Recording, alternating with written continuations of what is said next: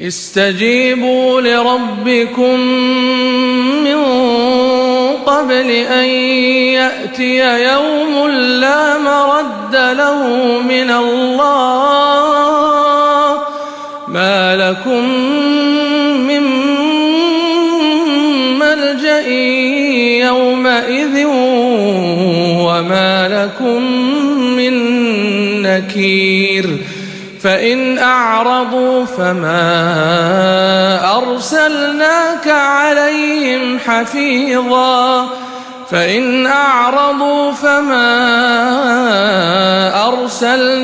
عليهم حفيظا إن عليك إلا البلاغ وإنا. Bismillahirrahmanirrahim. Alhamdulillah wassalatu wassalam ala Rasulillah wa ala alihi wa ashabihi wa man walah. Wa asyhadu an la ilaha illallah wahdahu la syarika lah. Wa asyhadu anna Muhammadan abduhu wa rasuluh sallallahu alaihi wa ala alihi wasallam. Ikhwani fiddin rahimani wa rahimakumullah. Insyaallah kita akan kembali melanjutkan pembahasan kita masih di dalam program kajian kita, kajian kitab-kitab akidah dari kalangan para ulama Ahlus Sunnah wal Jamaah yang kita sedang membaca di dalam risalah Lum'atul I'tiqad karya Imam Ibnu Qudamah Al-Maqdisi rahimahullah. Kita masih membaca di dalam fasal, di dalam bab, yaitu Al-Imanu bi kulli ma akhbara bihi Rasul sallallahu alaihi wasallam, yaitu tentang wajibnya kita beriman dengan segala yang dikhabarkan oleh Rasulullah. Ya, termasuk di dalamnya adalah berita-berita yang tidak masuk akal. Termasuk di dalamnya adalah berita-berita berkaitan dengan masalah ghaib. Kenapa? Karena semua yang diucapkan Nabi itu adalah wahyu, bukan dari hawa nafsu. Wa ma yantiqu 'anil hawa in huwa illa wahyu yuha. Tidaklah yang Rasul ucapkan itu hawa nafsu, melainkan wahyu yang diwahyukan kepada beliau. Gitu ya. Makanya konsekuensi wahyu mesti benarnya. Tidak mungkin ada kesalahan di dalamnya. Nah, maka pada pertemuan yang lalu penulis kitab menjelaskan kepada kita di antara perkara yang wajib kita imani dari berita Rasulullah adalah apa? Tentang tanda-tanda hari kiamat.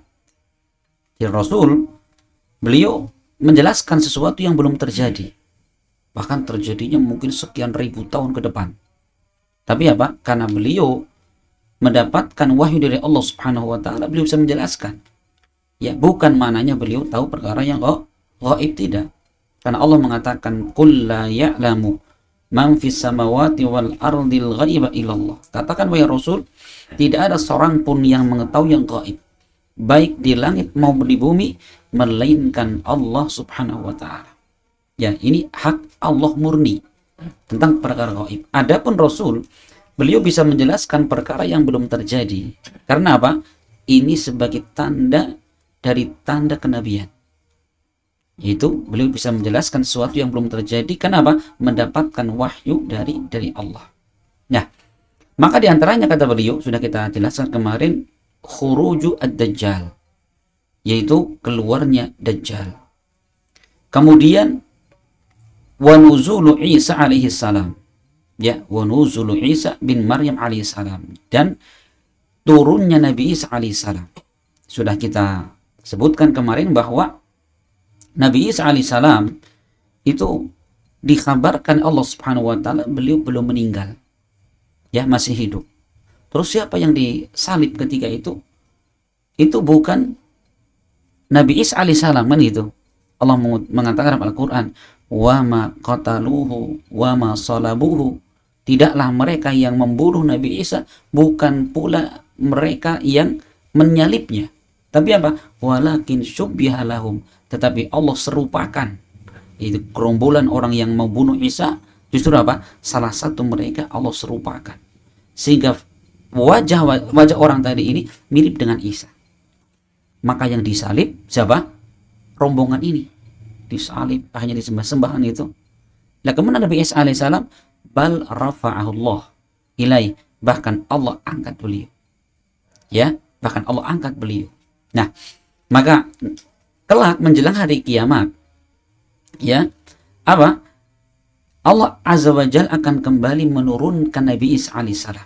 Sebagaimana hal ini diterangkan Nabi dalam hadis diriwayatkan Bukhari Muslim, Rasul mengatakan, wallahi la yanzilanna Isa ibnu Maryam hakaman wa adalan, dan demi Allah bahwa Isa ibnu Maryam akan turun sebagai hakam wa adalan, sebagai orang yang akan menetapkan hukum dengan penuh keadilan. Gitu ya. Terus Nabi Isa saat itu ikut syariatnya siapa? Ikut syariat Nabi kita Muhammad SAW. Kan gitu ya. Bukan bawa syariat sendiri, tidak, mengikuti. Nah, ini yang sudah kita jelaskan pada pertemuan yang lalu. Kemudian yang ketiga di antara tanda-tanda hari kiamat dikatakan di sini adalah Ya'juj wa Ma'juj. Ya'juj wa Ma'juj. Apa itu? Kata Syekh rahimahullah, dia mengatakan ismani a'jamiyan, yaitu nama asing, tapi artinya apa? Bukan nama Arab ini. Cuma apa? Nama asing, ya, nama ajam yang diarabkan. Yaitu diambil dari kata al-ma'aj, yang maknanya adalah al-ittirab, itu goncang. Kenapa? Memang keadaan Ya'juj Ma'juj ini menggoncangkan dunia. Jumlah mereka banyak sekali, Bapak sekalian.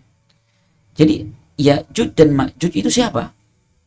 Mereka adalah dua umat dari kalangan manusia. Dan sekarang sudah ada. Ya, sekarang sudah ada berdasarkan dalil Al-Quran dan Sunnah. Jadi perhatikan, Ya'juj dan Ma'juj sudah ada, Pak. Ya, di mana itu? Lah itu kita tidak tahu di mana keberadaan aslinya. Hal ini berdasarkan firman Allah dalam surat Al-Kahfi ayat 93 dan 94. Ya, Allah mengatakan hatta idza balagha baina sadaini wajada min duhinihima qawlan qauman la yakaduna yafqahuna qawla qalu ya dzal qarnain inna ya'juja wa ma'juja mufsiduna fil ard fahal naj'alu laka kharjan ala an taj'ala bainana wa bainahum sadda. Ya, Allah mengatakan, maka sampailah ketika Dzulqarnain. Siapa Dzulqarnain itu? Dzulqarnain itu raja soleh, raja yang sangat adil, dan raja penguasa dunia. Jadi Rasul menyebutkan bahwa raja yang menguasai dunia ada 4, 2 mukmin, 2 kafir. Siapa yang mukmin? Dzulqarnain dan Sulaiman. Itu ya, ini diantaranya. Dzulqarnain itu para ulama khilaf, ada mengatakan nabi, ada yang malaikat, ada yang mengatakan manusia. Yang kuatnya bahwa beliau manusia biasa, orang soleh. Nah, maka Allah mengatakan, maka sampailah ketika Dzulqarnain ini berada di antara 2 gunung. Ya, ternyata apa? Wajada min dunihi maqauman. Dzulqarnain ini mendapati satu kaum la yakaduna yafqahuna qawla, yang hampir-hampir kaum ini tidak memahami apa? Pembicaraan bahasa orang lain. Saking apa? Saking kaum ini mereka terisolir, betul-betul nggak pernah bergaul dengan orang luar. Gitu ya. Ya. Maka mereka mengatakan, orang-orang saat itu mengatakan, qalu ya dzal qarnain. Wahai Dzulqarnain, inna Ya'juj wa Ma'juj mufsiduna fil ard. Sesungguhnya Ya'juj dan Ma'juj mereka adalah kaum yang membuat kerusakan di muka bumi ini. Fahal naj'alu laka kharjan ala an taj'ala bainana wa bainahum sadda. Maka apakah engkau berkenan kami bayar nanti, ya, untuk apa? Untuk engkau membikinkan benteng, tembok yang memisahkan antara kami dengan mereka. Gitu ya. Jadi Dzulqarnain itu raja yang terkenal punya kekuatan, punya pasukan, ya, punya teknologi, gitu ya. Jika Pak ini ada gunung mau dibikin tembok, tapi bukan tembok Cina ya, ini tembok Cina terlalu itu, nah gitu. Jadi maka apa kata Dzulqarnain? Itu nizubarul hadid, datangkan kepadaku potongan-potongan besi. Ya, maka ketika sudah besi ditumpuk sampai setinggi gunung, Kemudian Abu Dzulqarnain minta timah panas itu yang sudah meleleh itu, kemudian dicor di situ. Ya, untuk apa? Untuk memisahkan antara manusia biasa dengan si Ya'juj dan Ma'juj ini. Kenapa? Karena sifatnya adalah sangat merusak. Ya, sifatnya sangat merusak. Makanya dikisahkan Ya'juj dan Ma'juj ini luar biasa. Ya, kapan bisa keluar luar biasa. Ya, gitu ya. Ini Al-Qur'an. Adapun hadis Nabi yang menjelaskan tentang hal ini, diantaranya adalah hadis yang diriwayatkan Imam Bukhari, Imam Muslim. Ya, Rasul pernah mengatakan, yaqulullahu yaumal qiyamah. Allah berfirman pada hari kiamat, ya Adam, qum fab'as ba'san nari min durriyatik. Wahai Adam, berdirilah engkau dan utuslah utusan yang akan masuk ke neraka dari kalangan keturunanmu. Ya, sampai kemudian ucapan Rasulullah, abshiru fa inna minkum wahidan wa min Ya'juj wa Ma'juj alfan. Sampai Rasul mengatakan, maka berilah kabar gembira. Ya, sesungguhnya di antara kalian, yaitu anak cucu umat engkau ya Rasul, 1 orang, kemudian dari kalangan Ya'juj dan Ma'juj 1000 orang. Saking apa? Ini Ya'juj dan Ma'juj itu orang yang kafir semua kepada Allah itu. Itu ya. Dan jumlahnya banyak sekali. Jumlah mereka banyak sekali. Ya. Dan keluarnya mereka ini, apa itu? Ini menandakan sudah dekatnya hari kiamat. Ya, makanya Rasul pernah menyebutkan dalam hadis yang lain. Ya, Rasul pernah menyebutkan dalam hadis yang lain, diriwayatkan Bukhari Muslim, Rasul mengatakan, la ilaha illallah, wailul lil arabi min syarrin qad iqtaraba. La ilaha illallah, celakalah bagi orang-orang Arab. Kenapa? Karena akan datangnya keburukan yang sudah dekat sekali. Ya, kemudian Rasul mengatakan, futihal yawma min radmi Ya'juj wa Ma'juj mithla hadhihi wa halaqa bi asba'ihi atau bi usbu'ihi al-ibham allati taliha. Yaitu Rasul mengatakan futihal yawma, dibukakan hari ini. Apa itu? Gerbangnya Ya'juj dan Ma'juj. Ya, seperti ini. Jadi Rasul menggabungkan ini antara telunjuk dengan jari berikutnya seperti ini. Jadi lubang Ya'juj dan Ma'juj sudah apa? Sudah bolong segini nih, di zaman Rasul. Karena apa? Ya'juj dan Ma'juj setiap hari mereka bekerja bakti untuk apa? Mencoba membobol benteng Dzulqarnain. Setiap hari. Sampai disebutkan dalam riwayat, setiap hari mereka ini sudah panas, sudah kita pulang, besok balik lagi gitu. Jadi setiap hari kerja bakti gitu, Pak. Gitu ya. Makanya nggak kaya-kaya, Pak. Orang kerja itu nggak kaya-kaya, kenapa kerja bakti terus masalahnya? Jadi Ma'juj tiap hari kerja bakti sudah itu. Nah, kapan jebolnya itu? Ternyata disebutkan dari riwayat. Jebolnya itu ketika pimpinan Ya'juj Ma'juj mengatakan, sudah, sekarang wis siang, wis panas gitu ya. Karena pulang, insya Allah besok balik lagi. Pakai insya Allah itu. Jurus manjur itu. Begitu pagi dia sudah siang pulang, pagi datang lagi, ternyata apa? Dengan izin Allah, jebollah Ya'juj dan Ma'juj itu. Ya, apa tadi? Bentengnya jebol. Apa yang terjadi? Ya sudah, setiap ada tempat tinggi mereka turun dari situ. Ya, sampai dikabarkan bahwa kelompok Ya'juj dan Ma'juj ini, ya, mereka apa? Mereka melewati danau Tobariyah dalam hadis Nabi. Di mana? Tiberias itu mana? Palestina ya. Melewati kan danau ya. Itu konvoi yang pertama mereka minum di situ. Kemudian yang paling belakang, kayaknya dulu pernah ada air di sini, coba. Ini orang minum sekali, minum setelaga. Berapa orang itu? Ya kalau kita minum segini kan udah cukup ya. Ini setelaga bisa kering itu. Makanya yang paling belakang, dulu kan ada air di sini. Udah kering sekarang ya. Nggak tahu ikannya pada kemana tapi ya. Saking banyaknya Ya'juj Ma'juj gitu loh. Masya Allah ya. Maka Rasul kemudian Zainab binti Jahsy beliau mengatakan, ya Rasulullah, anuhliku wa fina salihun ya Rasul. Apakah kita tetap binasa walaupun di tengah-tengah kami ada orang yang soleh? Ini artinya apa, kita binasa dengan Ya'juj Ma'juj atau yang dengan yang lainnya, sedangkan di tengah-tengah kami ada orang soleh? Rasul mengatakan, na'am idza kasurul khabath. Iya, tetap apabila apa? Perbuatan-perbuatan keji, ya, perbuatan maksiat sudah merajalela dan banyak di mana-mana. Sudah ya, walaupun banyak orang soleh, tapi apa? Orang solehnya diam, nggak peduli dengan kemaksiatan yang ada. Ya sudah, Allah binasakan umat ini kan gitu ya. Ya na'udzubillah. Nah, makanya ketika begitu benteng Dzulqarnain itu terbuka, Ya'juj Ma'juj turun sampai Allah kabarkan dalam surat Al-Anbiya ayat 96 sampai 97, hatta idza futihat Ya'juj wa Ma'juj wa hum min kulli hadabin yansilun waqtarabal wa'dul haqqu.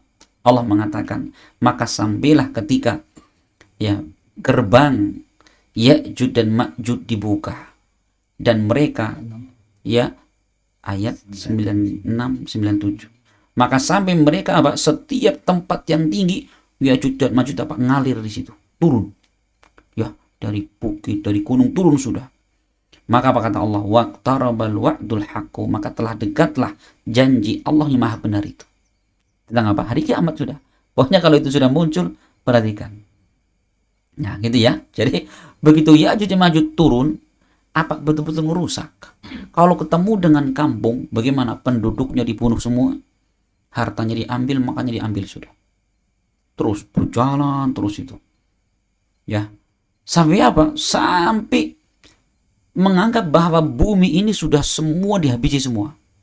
Ya makanya Rasul menjelaskan dalam hadis yang lain nanti, ketika Ya'juj dan Ma'juj ini sudah terlalu banyak jumlah mereka itu bikin kerusakan. Mereka mengatakan ini penduduk bumi sudah kita kalahkan semua. Sekarang tinggal kita ngalahkan penduduk langit itu. Gitu ya. Nanti kita bacakan hadisnya. Dan Bapak sekalian, bahwa inilah ya hadis-hadis yang menjelaskan kepada kita tentang adanya Ya'juj dan Ma'juj. Dan juga dalam hadis yang lain diriwayatkan Imam Muslim, Rasul mengatakan, innaha lan taquma sa'atu hatta tarau qablana 10 ayat. Sesungguhnya tidak akan datang hari kiamat hingga kalian ya melihat sebelum datang hari kiamat 10 perkara. 10 tanda. Apa di antaranya? Fadzakar ad-dukhan, yaitu nanti akan turun asap. Asap dari mana itu? Asap dari, nanti jelaskan ya, asap dari Yaman. Ya, asap ini asap berapi terus ngiring manusia. Orang yang tidak mau lari kebakar. Ini awalnya dari Yaman, di Aden namanya. Rasul mengatakan terus ngiring manusia. Akhirnya manusia semua kumpul di mana? Kumpul di Syam di situ. Itu nanti dijelaskan. Kemudian wad dajjal kata Rasul. Keluarnya Dajjal. Wad dabah, apa dabah nanti?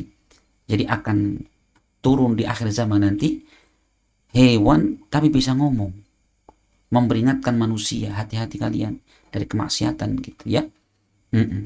Kemudian yang keempat, wa tulu'us syamsi min maghribiha, terbitnya matahari dari arah barat. Wa nuzulu Isa bin Maryam, dan keluarnya Isa alaihissalam.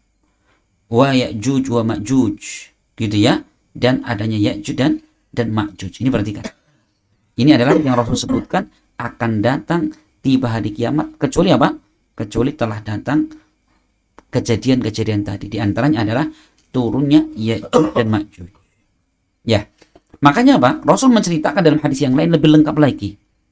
Dalam hadis diriwayatkan Imam Muslim dari sahabat Nawas bin Sam'an, Rasul menyebutkan bahwa setelah Nabi Isa alaihissalam ini berhasil membunuh siapa kemarin? Dajjal. Ya. Maka Rasul mengatakan, fa bainama huwa kadzalik id auhallahu ila Isa anni qad akhrajtu ibadan li la yudanu li ahadin biqitalihim faharris ibadi ila tur.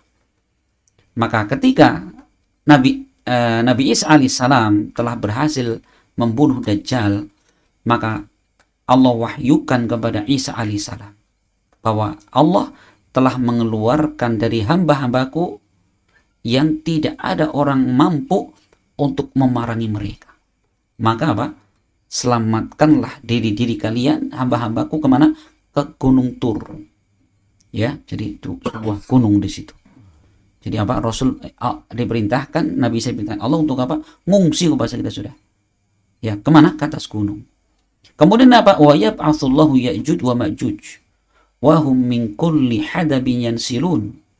Ya, maka Allah mengutus Ya'juj dan Ma'juj, dan setiap ada tempat tinggi bukit mereka turun sudah. Fayamuru awailuhum ala buhairah tabariyah fayashrabuna ma fiha. Maka rombongan yang pertama, ya, mereka melewati danau Tabariyah tadi dan mereka minum di situ. Wa yamuru akhiruhum wa yaqul, dan orang yang rombongan paling terakhir mengatakan laqad kana bihadhihi marrah ma. Loh, bukan di sini ada air. Perhatikan, summa yasiruna hatta yantahu ila Jabalil Khamr wa huwa Jabalu Baitul Maqdis. Maka terus mereka ini berjalan sampailah mereka ke Gunung Khamr, yaitu yang berada di Gunung Baitul Maqdis. Dan mereka mengatakan laqad qatalna man fil ardi. Kita telah membunuh, mengalahkan penduduk bumi. Halumma falnaqtul man fis sama. Ayo, sekarang kita tinggal serang itu makhluk yang di langit. Coba sombongnya mereka ya. Coba, ini kau semua tuh penduduk dunia ini. Ya, ternyata masih ada kan kaum mukminin yang di gunung tadi. Nah, akhirnya apa? Sudah, ayo sekarang kita apa? Serang yang di langit. Akhirnya apa? Fayarmuna binishabihi bila sama. Mereka lemparkan panah-panah ke langit. Fayaruddullahu alaihim nishabahum makhdubatan daman. Ya, maka Allah kembalikan anak panah mereka itu dengan berlumuran darah. Perhatikan ya. Ini apa ini? Tipu daya Allah Subhanahu wa taala. Wah, mereka ini penduduk langit mati semua sekarang, kalah sama kita semua ini. Ini angkuhnya Ya'juj dan Ma'juj ini. Ya, kemudian apa? Sampai wa yuhsaru nabiyullah wa ashabuhu hatta yakuna ra'su sawli ahadihim khairan min mi'ati dinar li ahadikumul yawm. Maka Nabiullah Isa alaihissalam dan para sahabatnya itu terkepung. Ya, di mana kepungnya tadi? Di atas gunung. Sampai saat itu saking gak ada bahan makanan, satu kepala sapi saja itu lebih berharga daripada 100 dinar di hari ini. Masya Allah, itu satu kepala sapi itu. Sekarang kalau kita beli paling berapa? 600.000 ya. Tapi di hari itu lebih mahal dari berapa? 100 dinar. 1 dinar berapa gram mas? Berapa mas? 4/4 kali 100 berarti berapa? 400 gram emas. Berapa duit pak? Duit kan? Itu satu kepala sapi saat itu. Saking nggak ada bahan makanan. Gitu ya. Kemudian apa? Ini saking mencekamnya nih. Daripada turun dicekek sama siapa tadi? Ya'juj dan Ma'juj. Kemudian Rasul mengatakan fayarghabu nabiyullah Isa wa ashabu ilallah. Maka Nabi Isa dan sahabatnya berdoa kepada Allah Subhanahu wa taala. Ya, berdoa untuk apa? Untuk dimenangkan, dimusnahkan Ya'juj dan Ma'juj. Fayursilullahu alaihim an-naghf fi riqabihim. Maka Allah ngutus apa? Ulat. Kemudian nyerang leher-leher Ya'juj dan Ma'juj. Fayusbihuna farsa ka mauti nafsin wahidatin. Maka tiba-tiba seluruh Ya'juj dan Ma'juj mati semuanya itu. Seperti satu jiwa yang mati, bareng serentak matinya. Gitu ya. Ini perhatikan. Jadi perhatikan, makhluk yang angkuh, sombong, ya, yang kuat, matinya dengan apa? Dengan ulat. Bagi Allah sangat mudah kan? Seperti halnya musuhnya Nabi Musa alaihissalam. Siapa? Raja Namrud. Kan gitu. Dengan apa Allah matikan? Lalat. Ini diceritakan Ibnu Katsir dalam Qasasul Anbiya gitu ya. Jadi matinya itu Namrud itu dikirim oleh Allah itu apa? Lalat itu masuk terus ke otaknya itu. Akhirnya mati di situ dengan ditonton seluruh warganya. Itu ya. Coba orang yang angkuh seperti itu mati dengan lalat. Ini makhluk yang sombong dengan apa? Hah? Dengan ulat. Kalau orang sekarang apa? Dengan COVID. Gak kelihatan malah lagi gitu kan. Masya Allah. Orang sombong ya Allah terkapar. Gak kelihatan penyakitnya. Harus pakai alat itu ya. Oh, pakai sendok juga kelihatan. Nah itu Bapak sekalian. Maka jangan sombong kita itu ya.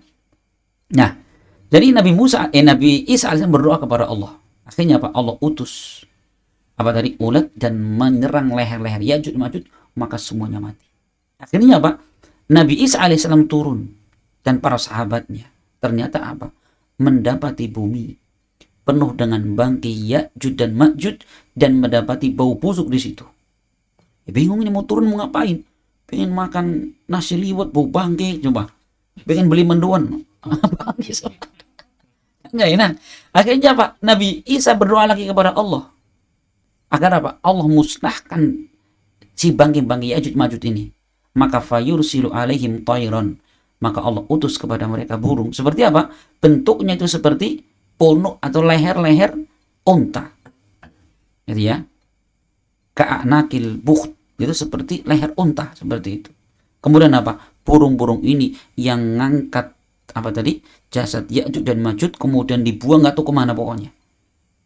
Dalam riwayat lain setelah itu apa? Allah turunkan hujan deras plus angin menyapu bersih bumi. Akhirnya apa? Bersihlah bumi itu.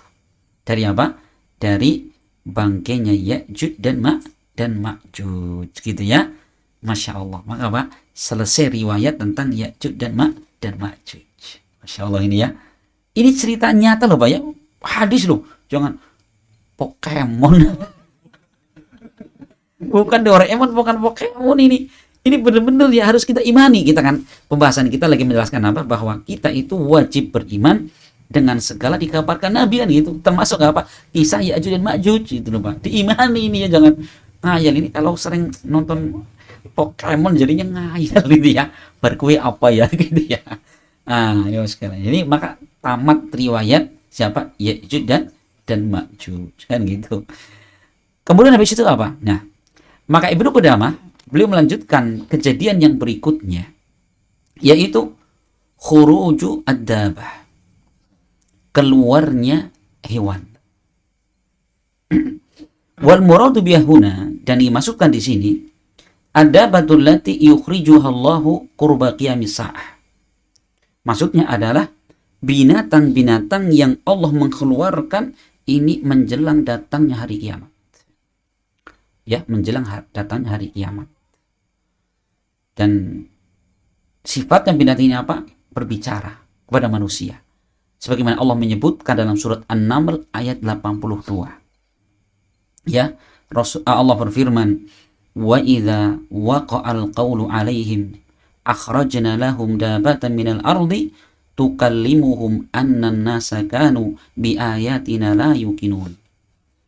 Wa idza waqa'al qaul, dan apabila telah terjadi ucapan itu. Apa maksudnya di situ?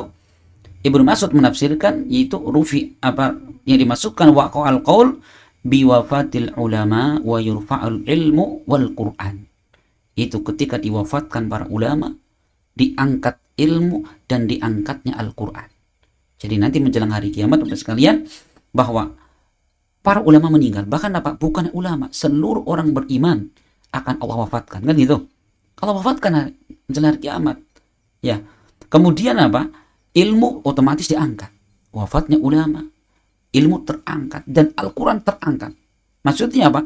Al-Quran yang selama ini pernah kita hafal, ya walaupun sekedar kulhu mungkin, tiba-tiba lupa dari hati para penghafal. Dulu kitab-kitab yang di situ banyak Al-Quran tiba-tiba kosong. Mushaf Al-Quran yang mungkin numpuk tiba-tiba dibuka nggak ada tulisannya lagi. Nah gitu. Ibu Mas'ud menafsirkan gitu. Wa idza waqa'al qawlu 'alaihim ya akhrajna lahum dabatan minal ard. Maka kami keluarkan untuk mereka binatang dari bumi berarti kan. Yang tukallimuhum, yang binatang ini bisa berbicara kepada mereka. Annan nasa kanu bi ayatina la yuqinu, bahwa manusia mereka sudah tidak beriman kepada ayat-ayat kami. Jadi binatang itu mengingatkan, ya, mereka mengingatkan apa? Bahwa kalian jangan seperti itu, jangan ingkar kepada Allah Subhanahu wa taala. Ya.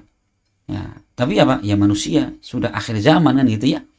Makanya manusia yang terburuk itu apa diantaranya? Rasul mengatakan, "Inna min syiraril khalqi antaquma sa'a wa hum ahya." Bahwa di antara seburuk-buruk manusia adalah manusia yang ketika dibangkitkan hari kiamat mereka masih hidup. Kenapa tadi? Karena tadi bahwa sebelum datang hari kiamat ini keadaan manusia buruk semua. Sampai Rasul mengatakan, la taqumus sa'atu la yuqalu fil ardi Allah Allah. Tidak akan pernah datang hari kiamat sampai datang satu zaman di bumi ini tidak ada lagi orang mengucapkan kalimat Allah. Allah nggak disebut. Apalagi ngaji, nggak ada orang ngaji. Azan nggak ada orang azan, nggak ada orang sholat nggak ada sudah. Kenapa? Kalimat Allah sudah tidak ada di bumi. Kau perhatikan Pak.